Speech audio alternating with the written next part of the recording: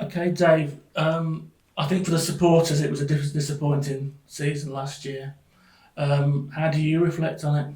Yeah, it's disappointing because obviously aim off the good start we had. We started off with Runcorn, beat them 4-1 and went down to League, and even their players were saying how what a great performance we put in. And from there it was all mediocre and hit and miss and changing. Brought two twins in. We offloaded them, about 4 or 5 games into the season. So it was a little bit of me from start to finish, really. And hopefully we can have a more settled side this year and obviously achieve what we want to achieve, get higher up the table. On that basis, what changes do you think need to be made going into this season? Well, the change is to personnel. It's personnel. Okay. I mean, obviously, it's getting the right people to adapt the way you want to play. I've only got one philosophy about football: the way it should be played on the deck and not up in the air. I don't want to be fighting for it. You don't want to be running 50 yards to get on the ball. You want to be playing to your feet, and that's why we play. And hopefully this year we brought in players that understand the game, that want to play the right way, and that have come in because of the way we play football. Okay, I think on that point, one of the things that the supporters may criticise you is that there doesn't appear to be a plan B. No, there's always a plan. When the tactics, when you've got a 6'6" centre forward like we had with Sefton, there's always a plan B. I mean, the plan B is to hoof it up. I bring a 6 foot, 7 foot player. Stoke City do it with whoever. Everyone got a plan B. You bring. We had Smith here years ago. A plan B is to kick it up in the air into their box and then play it when all the tactics go wrong, things are going wrong. What we've got to do is get it right from the start and play football the way it should be done and start destroying teams from here on in. Even as much as the last game against Hyde, we absolutely outplayed them. Never touched the ball, and that's in pre-season. And that's what we need to do. But we need an end product. You can be, if you play possession football and you win 2-0, you're Barcelona. If you get beat 2-0 or 1-0, you end up the dog and duck. So it's make sure we get it right. And that's it. My philosophy won't change. It's like asking Pellegrini down the road to start hoofing it. You don't play that way. It's as simple as. Okay. So how you talked about pre-season? We saw the game at Hyde last weekend. How has it gone generally for you? Well, it's been a bit difficult, to be quite honest, because we've had numerous people away. I mean, even like on Saturday we had 6 or 7 that could have started that didn't. Right from day one, we got Shaq struggling with injury. Bruce, who went away on holiday and ended up in hospital with appendix. And then you've got the ones that every stag do now seems to be abroad instead of like local community centre in my day. So we have to adapt. We've got people missing. For the last two friendlies, I've been reasonably happy with. Obviously, we beat Airbus 3-1, and then winning that cup, and then winning the Shield on Saturday. So from that side of it, but obviously I'm not complete by any means. You talked about some of the problems with non-league football. Has that side sort of got worse since you started? What changes have you seen in that? Well, the lower down you go, the more problems you have because you can't put as many people on contract.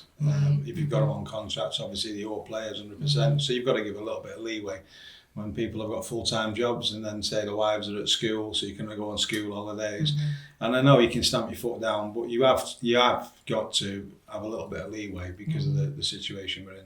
How do you think that's going to get better, worse? Well, the thing is, it's like I said, I mean, in my day, it used to be a trip out downtown for a stag do. Now it's Cyprus or New York or whatever. So, well, I mean, that's a sign of the times, but we've just got to try and adhere to that. We won't let it go so far. I mean, obviously, if they book him in early enough, then we know where we stand. It's the ones that leave it to the last minute, and obviously, that's the problem. Okay. What new signings can the fans expect to see? Well, we've signed like 7 or 8 signings. Obviously, the big one was Sefton Gonzalez. He scored 26 last year. We've got a great replacement with Adam Burns, and the few around him that we feel that can get us up the table. Okay, and how crucial are the players from last season going to be within the setup?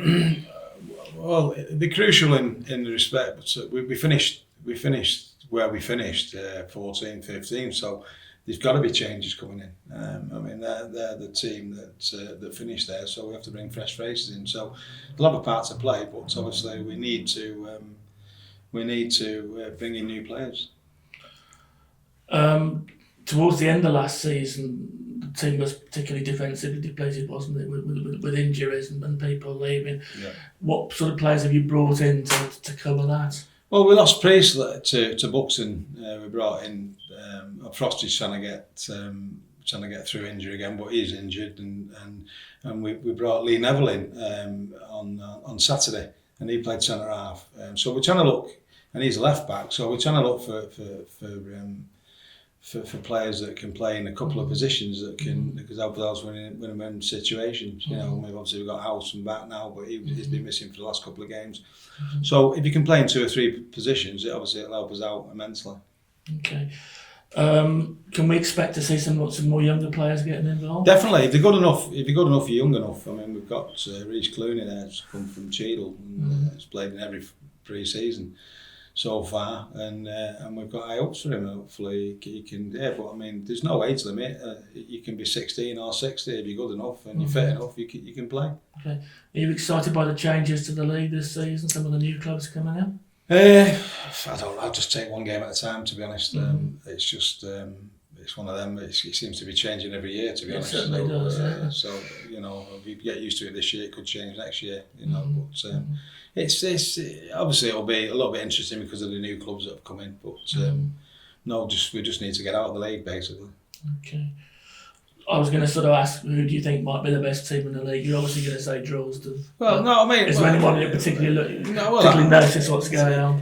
You know, I feel on our day, what we've got to do on our day, we are the best team in the league. We went to Runcorn, we smashed them about 5-0 or something like that, but the consistency wasn't there. Yeah. So, and that's what you need to win leagues. But, you know, it's funny enough, Colne, who we played first game of the season, their manager has been shouting from the rooftops how good he is, and he's going to win the league. So we'll see on Saturday. We'll welcome Sefton back with open arms. Okay. Something that I think the fans will be interested in terms of long-term goals. How do you see your future with the club, and how do you see the club developing? Listen. If you want to know facts and people, if you want to know facts, we had a friendly the other day and we couldn't play with the referee and linesman. So from that point, we shouldn't be playing North West Counties. I've took this club from North West Counties, from Unibond division right through to playing in the pinnacle of football, not the Premier of this league. I'm talking about the National League, playing against Oxford United, Exeter City, and all that. Then we had financial situation where we've not changed our name from FC Droylsden. We've kept on going, and obviously we're in a position now to push on. If we feel that we're not pushing in the right direction, then I'll step down. Okay. Your enthusiasm for the club is as good now as it was when you first came in? Well, yeah, it's been difficult. It's financial situations. I mean, obviously. I was listening to a programme the other day, was about Bury, and they were saying the way they mismanage the club. They've not mismanaged the club, they've just got they're saying, why doesn't City look after them and things like that. They've got a benefactor, and if you look at Fylde, if you look at Fleetwood, if you look at our level or a little bit higher, obviously, they've all got benefactors. It's not about running your luck. You try and run the club to the best of your ability. You're robbing Peter to pay Paul. I've always said they earn £100 and spend £105 every week. So you're on a loss all the time. So unless you've got a benefactor, Ashton seems to have a benefactor this year. How long you'll say, I don't know. And good luck to him. But is anyone out there that's I was just the Arab would turn the wrong way and come up here and spend a few bob up here, but it's a struggle, and in the terms of the finances, then you struggle to get the right players, and that's it's a snowball effect. So it is a big struggle. It's hard. It's difficult. I mean, in the days when we was in the Conference National, obviously we had top strikers and paid decent money for them, which we can't do now. So we've got to change tactics, change personnel, and obviously we've just got to do the best we can. Okay.